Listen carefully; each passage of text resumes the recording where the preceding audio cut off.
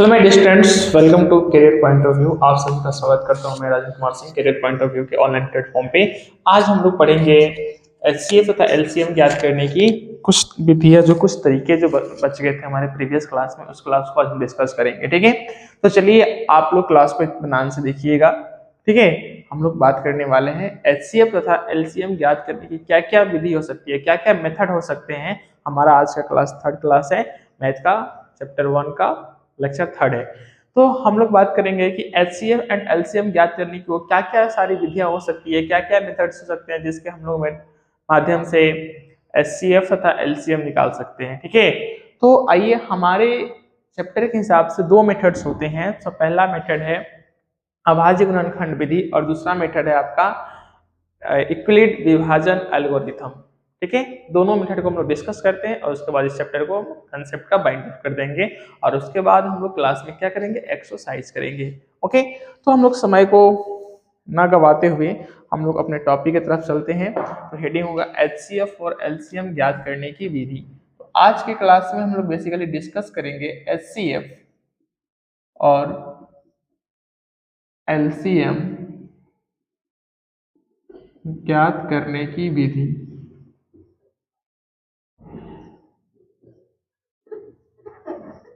ज्ञात करने की विधियां देखो बुआ, एक्चुअली हम बात करते हैं तो ये दो प्रकार के होते हैं। ठीक है, पहला जो होता है वो होता है आपका अभाज्य गुणनखंड विधि। अभाज्य गुणनखंड विधि। ठीक है, इस विधि से हम लोग निकालते हैं। दूसरा मेथड जो होता है आपका वो होता है यूक्लिड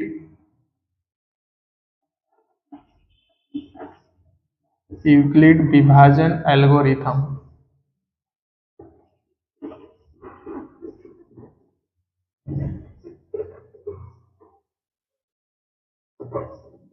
ये दो मेथड्स हैं जिसके हम लोग तरीके से एचसीएफ और एलसीएम ज्ञात करते हैं। ठीक है, आओ हम सीखने का प्रयास करते हैं कि ये अभाज्य गुणनखंड विधि कैसे काम करता है और ये यूक्लिड विभाजन एल्गोरिथम कैसे काम करता है। ठीक है, तो आज के क्लास में हम लोग बेसिकली इसी को सीखने वाले हैं। तो हेडिंग डालना और डालना हेडिंग अभाज्य गुणनखंड विधि। हम लोग पहला पढ़ेंगे अभाज्य गुणनखंड विधि, जिसको हम लोग कहते हैं प्राइम फैक्टराइजेशन मेथड भी कहते हैं। क्या कहते हैं इंग्लिश में इसको? Prime factorization method. क्या कहेंगे? Prime factorization method. मैं यहाँ पे लिख देता हूँ, लिख लेना, प्राइम फैक्टराइजेशन मेथड्स।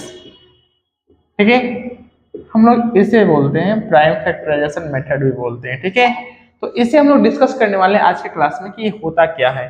तो ये होता क्या है, तो चलिए हम लोग डिस्कस करते हैं। तो इसमें अगर हम एचसीएफ की बात करें, एचसीएफ महत्तम समापवर्तक, हाईएस्ट कॉमन फैक्टर की यदि हम लोग बात करें, तो ये क्या कहता है कि सभी संख्याओं के उभयनिष्ठ, सभी संख्याओं के उभयनिष्ठ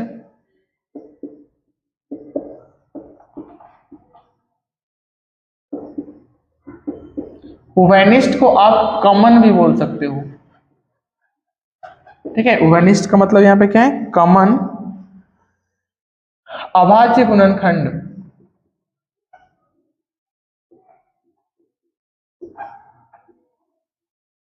अभाज्य गुणनखंडों का गुणनफल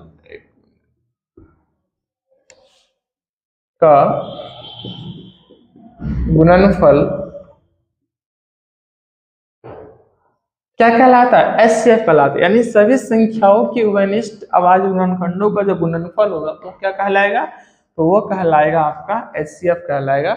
और यहाँ पे एक चीज आप ध्यान रखना, एचसीएफ में जो हम लोग आता है सबसे छोटी घात को लेते हैं। क्या लेते हैं? सबसे छोटी घात लेकर, सबसे छोटी घात लेकर, सबसे छोटी घात को लेकर सारे कंसेप्ट में अभी क्लियर कर रहा हूँ प्रश्न लेकर। ठीक है, आप पहले नोट डाउन करते चलो। अब हम बात करते हैं एलसीएम की, तो इसका मतलब होता है लोवेस्ट कॉमन फैक्टर, लघुत्तम समापवर्तक। ठीक है, तो आओ एलसीएम क्या होता है इसके बारे में हम डिस्कस करते हैं। तो कहता है कि सभी अभाज्य गुणनखंडों का गुणनफल, सभी अभाज्य गुणनखंडों का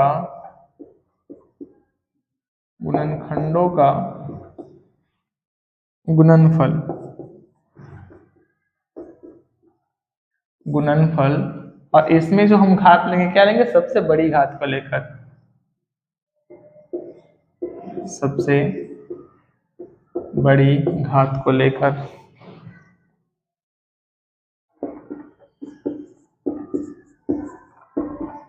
याद रखना, ये तो हम लोग का कंसेप्ट हो गया कि सबसे बड़ी घात को लेकर और सबसे छोटी घात को लेकर।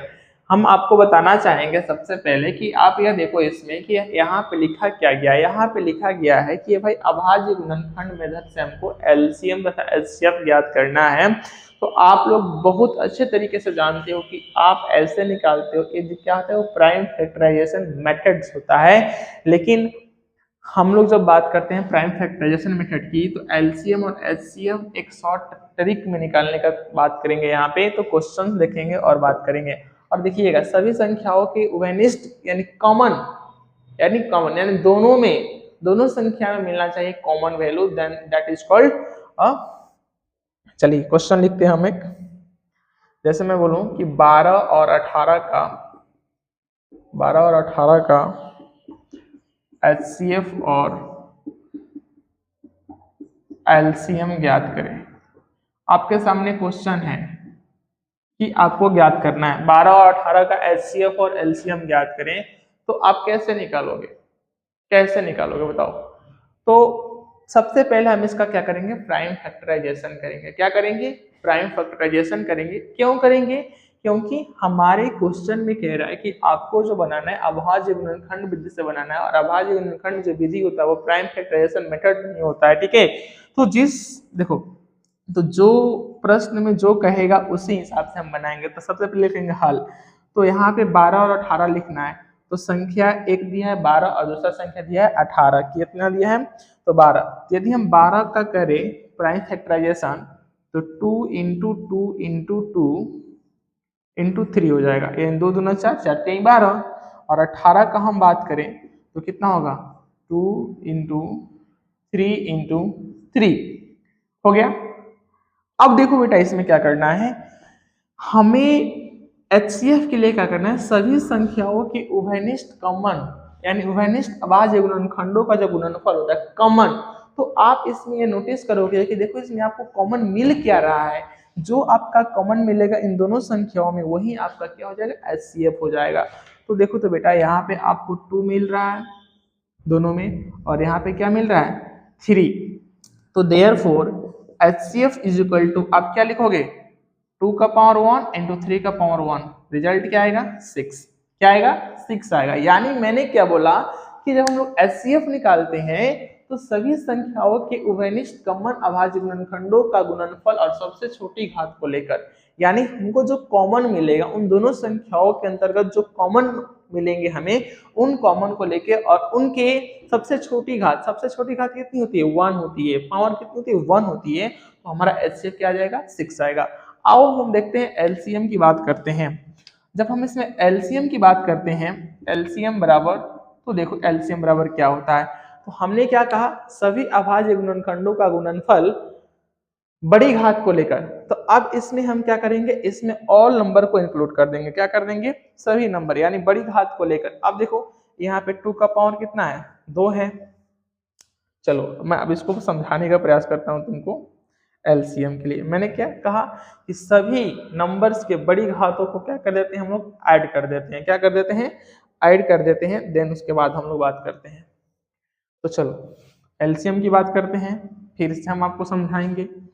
यहाँ पे क्या होगा समझिएगा, 12 का क्या हो जाएगा, 2 इंटू 2 इंटू 3, ठीक है। और 18 का क्या हो जाएगा आपको यहाँ पे, 2 इंटू 3 इंटू 3।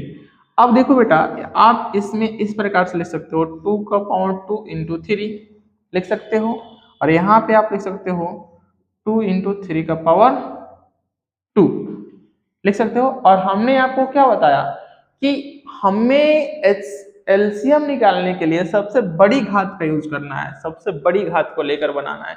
अभाज्य गुणनखंड तो आपने यहाँ लिख दिया 12 का 18 का, जैसे 2 दूना 4 3 12, 12 आपका आ गया। मैंने 18 को बोला तो 2 3 6 3 18 आपने लिख दिया। अब आप कुछ इस प्रकार इसको लिख सकते हैं, 2 का पावर 2, 2 बार गुना है तो, और 3 यहाँ पे लिखिए, 3 का 2 बार गुना है तो 3 का पावर 2 और ऐसे 2। तो हमने क्या बोला कि सबसे बड़ी घात को लेना है, ये नहीं कि हमें मल्टीप्लाई करना है, कॉमन ढूंढना है, कुछ नहीं करना है, आपको सबसे बड़ी घात को लेना है और सबसे बड़ी घात को लेके आपको एलसीएम बता देना है। तो आप यहाँ देखोगे कि एलसीएम कैसे फाइंड आउट करते हैं। तो अब हम यहाँ पे क्या करेंगे नेक्स्ट स्टेप में, नाउ मतलब अब हम क्या करेंगे, 2 का पावर 2 इंटू 3 का पावर 2 इज इक्वल टू कितना हो जाएगा, 2 का पावर करोगे तो 4 और 3 का पावर करोगे 2 तो 9, यानी 4 into 9 is equal to 36। LCM कितना आ जाएगा आपका 36 और यही आंसर हो जाएगा। तो एलसीएम फाइंड करने का बहुत आसान तरीका है, ठीक ना। अब ये नहीं कि अब हम ऐसे 18 और 36 का एलसीएम ऐसे निकालते जाए, ये वाला काम हमें नहीं करना है, क्योंकि हमको एक सटीक तरीका से पढ़ना है, एक सटीक तरीके से हमें निकालना है। बातें समझ में आई? तो आप इस प्रकार से बनाना, यानी हमारे कहने का मतलब यह है ओवरऑल कि प्राइम फैक्टराइजेशन, आप कंसेप्ट से क्वेश्चन को पकड़ना सीखो कि प्राइम फैक्टराइजेशन मेथड क्या होता है। जब हम लोग किसी भी अभाज्य गुणनखंड विधि से किसी भी नंबर का, किसी भी संख्या का जब हम लोग एचसीएफ फाइंड आउट करते हैं तो सबसे छोटी घात लेते हैं, और सबसे छोटी घात क्या है, 2 का पावर 1 और 3 का पावर 1, ठीक है, जो कि दोनों में कॉमन है। और मैं उभयनिष्ठ की बात किया था, कॉमन नंबर के चूज करते हैं, ठीक है। और यहाँ पे आपका आंसर क्या आ गया 6, एचसीएफ क्या आ गया 6। लेकिन जब हम एलसीएम निकालने की बात करते हैं तो एलसीएम कुछ नहीं करना है, आपको सबसे पहले 12 का प्राइम फैक्टराइजेशन लिख देना है, फिर 18 का प्राइम फैक्टराइजेशन लिख देना है। लिखने के बाद हमने एक पॉइंट लिखा है कि सबसे बड़ी घात को लेना है। एलसीएम में किसको लेना, सबसे बड़ी घात। तो देखो यहाँ पे 2 कितना बार है, 2 बार, तो 2 का पावर 2। इसमें देखो 3 कितना बार है, 2 बार, तो 3 का पावर 2। तो हम कह रहे हैं कि सबसे बड़ी घात लेना है, तो यहाँ पे 2 का पावर 2 कर दिया तो 3 का पावर कितना हो जाएगा, 1 हो जाएगा। तो हम यहाँ पे 3 का पावर 1 कंसीडर नहीं करेंगे, क्योंकि हमारा कंसेप्ट क्या कहता है कि सबसे बड़ी घात को लेना है। तो सबसे बड़ी घात तो मेरा 2 का पावर 2 है, तो मैंने ले लिया 2 का पावर 2। इसमें कितना है, 3 का पावर 2 है, मैंने ले लिया। तो 2 का पावर 2 वैल्यू होता है 4 और 3 का पावर 2 वैल्यू होता है 9। तो 4 इंटू 9 इज इक्वल टू 36। आपका आंसर एलसीएम निकल के तैयार, ठीक है। तो आप सीख गए कि एलसीएम और एचसीएफ कैसे निकलता है। आइए हम लोग सेकेंड मेथड की तरफ चलते हैं, डिस्कस करते हैं कि यूक्लिड विभाजन एल्गोरिथम मेथड से कैसे एचसीएफ और एलसीएम हम लोग निकालने का प्रयास करते हैं। ओके, इसे नोट करो। चलो अब हम लोग देखते हैं सेकेंड मेथड क्या है, जो कि यूक्लिड विभाजन एल्गोरिथम है। हमें दो तरीके से एचसीएफ और एलसीएम निकालना है। पहला तो प्राइम फैक्टराइजेशन, जो कि मैंने सिखा दिया आप लोगों को। अब हम दूसरा सीखने जा रहे हैं कि यूक्लिड विभाजन एल्गोरिथम से कैसे निकलता है। आइए सीखते हैं हम लोग। तो हेडिंग रहेगा हम लोगों का यूक्लिड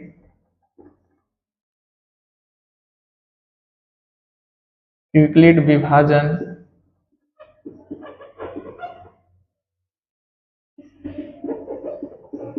एल्गोरिथम। एक कंसेप्ट है, क्या है, एक कंसेप्ट है। तो यहाँ पे हम लोग सीखेंगे एचसीएफ के लिए। किसके लिए, यूक्लिड विभाजन एल्गोरिथम से हम लोग क्या निकालेंगे, एचसीएफ। क्या निकालेंगे अब यहाँ पे हम लोग एचसीएफ के लिए, एचसीएफ के लिए यूज करते हैं। पहले किसके लिए यूज कर रहे हैं हम लोग, एचसीएफ के लिए, ठीक है। तो ध्यान से समझिएगा, एचसीएफ के लिए यूज करेंगे तो इसमें क्या करेंगे, सबसे पहला चीज याद रखना माय डियर स्टूडेंट्स, हम लोग किसी भी चीज को जब निकालते हैं तो सबसे पहले उसके बारे में अध्ययन करते हैं, पढ़ते हैं कि क्वेश्चन की डिमांड क्या है। अगर आपसे कहें कि आप किसी भी संख्या का अभाज्य गुणनखंड से या यूक्लिड विभाजन से आप उसका क्या करो, एचसीएफ ज्ञात करो। अगर आपको नॉर्मल एचसीएफ ज्ञात करने के लिए तब आप किसी भी मेथड से करो, कोई दिक्कत नहीं। लेकिन अगर क्वेश्चन में अगर कंडीशन दे देता है, शर्त दे देता है कि नहीं आपको यूक्लिड विभाजन मेथड से ही निकालना, एल्गोरिथम से, फिर आपको उसी से निकालना पड़ेगा। अगर दूसरे मेथड से निकालते हो तो क्वेश्चन रॉन्ग हो जाएगा, ठीक है। तो आओ समझने का प्रयास करते हैं। बड़ी संख्या को छोटी संख्या से विभाजित करें। आओ कंसेप्ट पढ़ते हैं। बड़ी संख्या को छोटी संख्या से छोटी संख्या से विभाजित करें।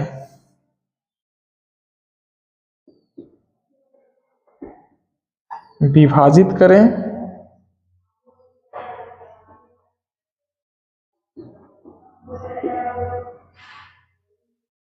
फिर भाजक को शेषफल से विभाजित करें। फिर भाजक को शेषफल से विभाजित करें।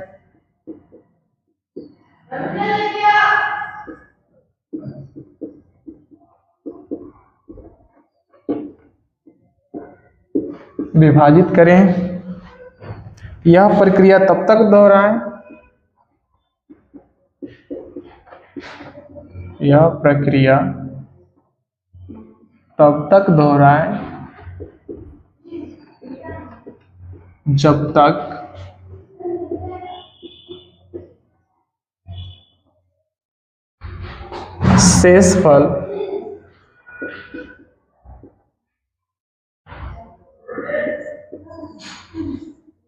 शेषफल शून्य ना हो जाए।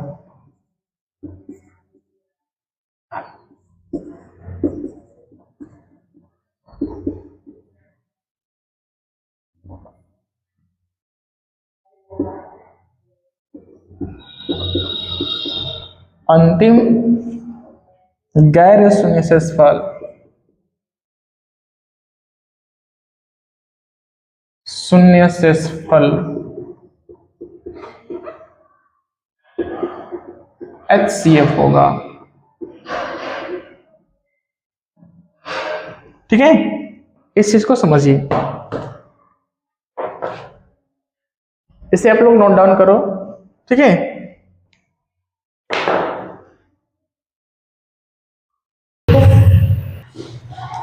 चलो देखते हैं हम लोग यूक्लिड विभाजन एल्गोरिथम क्या है। तो कहता है कंसेप्ट कि बड़ी संख्या को छोटी संख्या से विभाजित करें।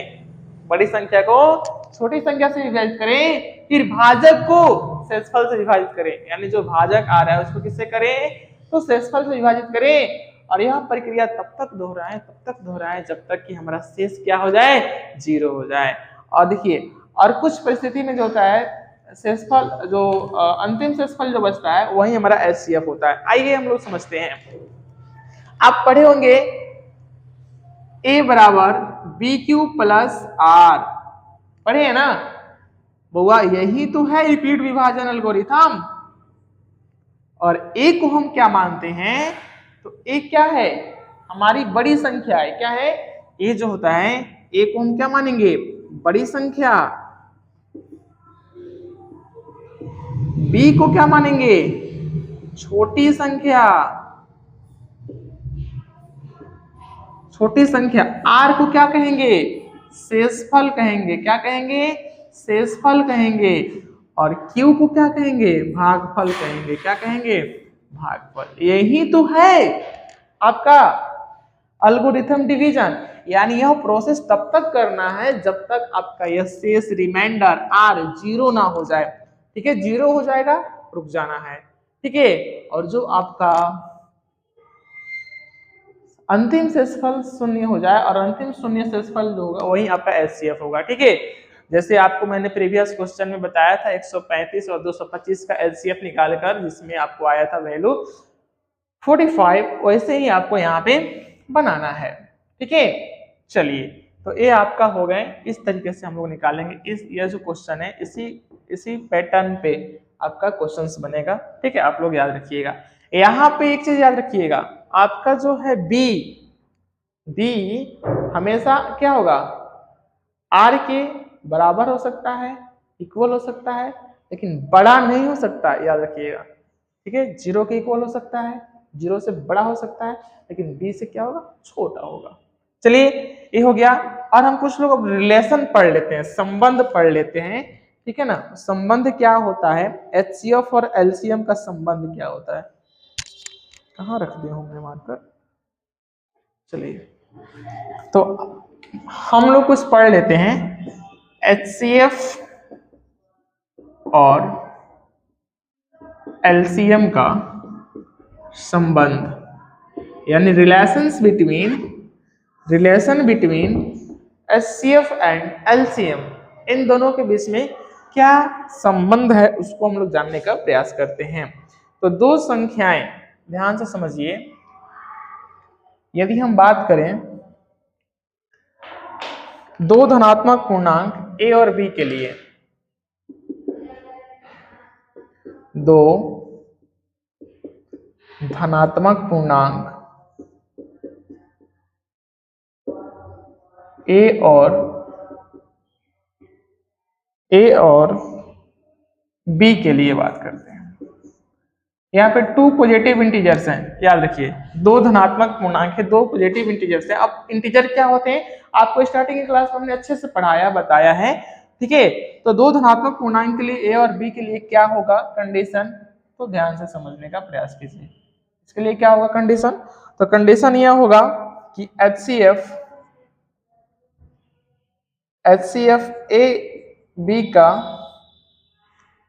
गुणे LCM AB बराबर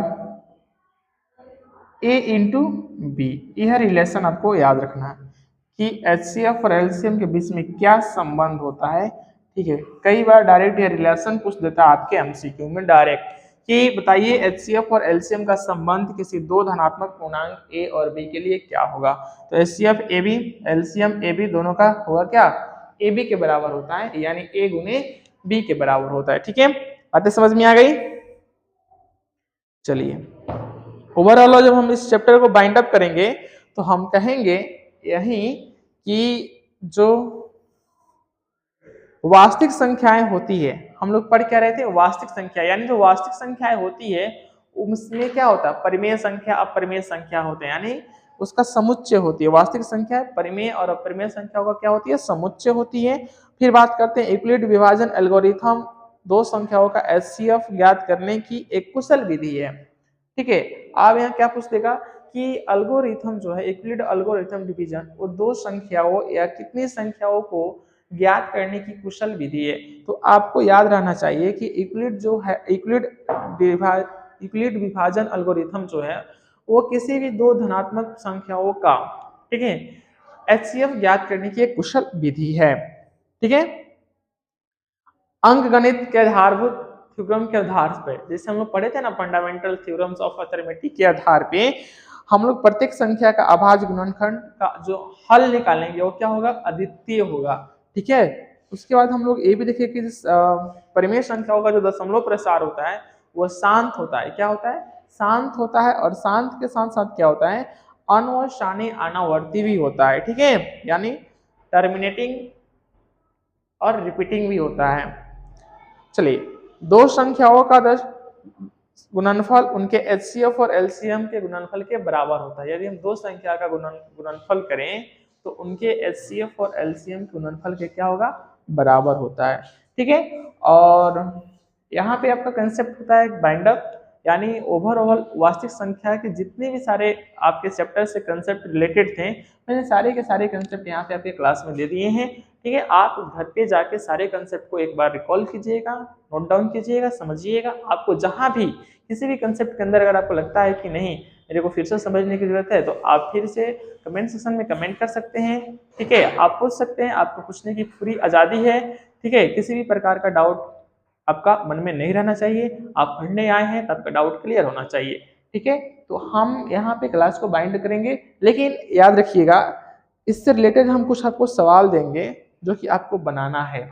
और कल से हम लोग करेंगे एक्सरसाइज, यानी प्रश्नावली 1.1 के जितने भी सारे क्वेश्चंस हैं उन क्वेश्चंस को हम लोग सॉल्व करने का प्रयास करेंगे, ठीक है।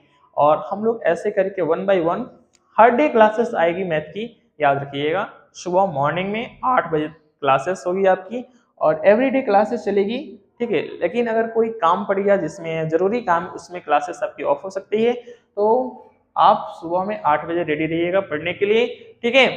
और आपका फर्स्ट चैप्टर का कंसेप्ट होगा खत्म और हम लोग मिलेंगे कल के क्लास में प्रश्नावली 1.1 के साथ। ठीक है, जैसे हमारा प्रश्न 1.1, 1.2, 1.3, 1.4 खत्म हो जाएगा, यानी जैसे 1 चैप्टर से रिलेटेड जितने भी सारे प्रश्न हैं, सारे प्रश्न जब खत्म हो जाएंगे तो हम लोग आएंगे सेकेंड चैप्टर बहुपद को लेकर। ठीक है ना, जिसको हम लोग कहते हैं पॉलिनोमियल, उसको लेके आएंगे, उसे पढ़ेंगे हम लोग। ठीक है, तब तक के लिए थैंक यू, मिलते हैं अगले क्लास में। जय हिंद।